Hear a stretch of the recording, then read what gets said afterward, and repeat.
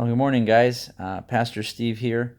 Just wanted to share a brief meditation with you from the book of Daniel. Today I've been meditating in Daniel chapter 5. And Daniel 5 is the story of Belshazzar's feast and the handwriting on the wall. So just a quick summary of the story here. Nebuchadnezzar's grandson, through his daughter, Belshazzar, was the regent ruling in Babylon. He was ruling under the authority of his exiled father, Nabonidus. And Belshazzar threw a feast for 1,000 nobles, important people. And as was often the case, this was a multi-day, sometimes multi-week event. And so at one point in this feast, he asked for the gold and silver items taken from the temple at Jerusalem to be brought and used at the feast.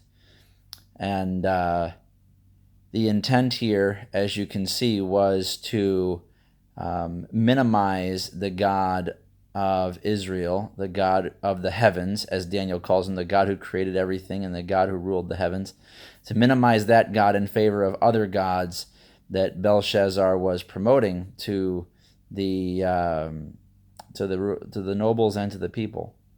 So into this, God puts his hand, creates a visual of a hand, and writes on the plaster of the wall right next to where Belshazzar is seated.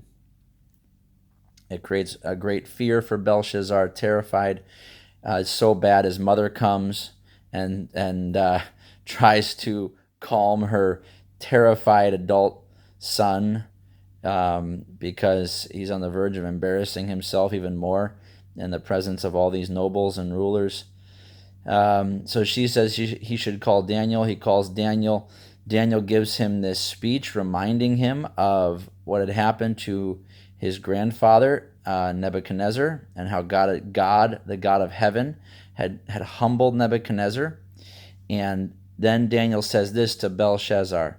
He says, "But you, his successor, Belshazzar, have not humbled your heart, even though you knew all of this. Instead, you have exalted yourself against the Lord of heaven. The vessels of his house were brought to you, and as you and your nobles, wives, and concubines drank wine from them, you praised the gods made of silver and gold, bronze, iron, wood, and stone, which do not see or hear or understand. But you have not glorified the God who holds your life breath in his hand and who controls the whole course of your life.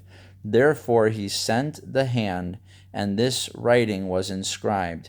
This is the writing that was inscribed. So now Daniel goes on to read the inscription and give give understanding of it to Belshazzar. And the inscription is Mene, Mene, Tekel, Peres, and it's that God has numbered the days of your kingdom and brought it to an end. Written 2 times for emphasis, so it could not be misunderstood that his kingdom was over.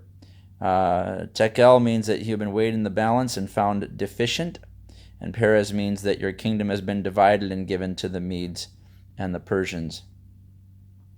And so, interesting to note that not only did this all happen, it's one of the few instances in history where the capital of a wealthy and powerful nation fell overnight and without a significant battle to another kingdom. As a matter of fact, history records that 17 days after the death of Belshazzar, that the Medes and the Persians, their army walked right into the city without any fight.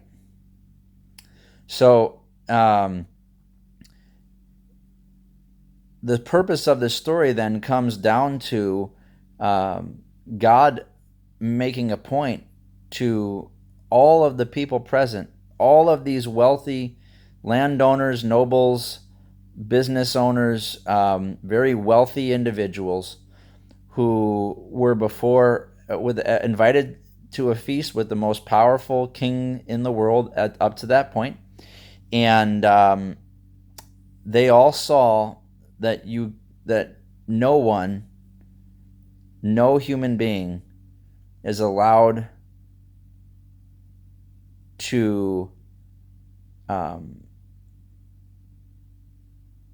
take God and bring him down, to thumb their finger in the face of God, to insult God intentionally, to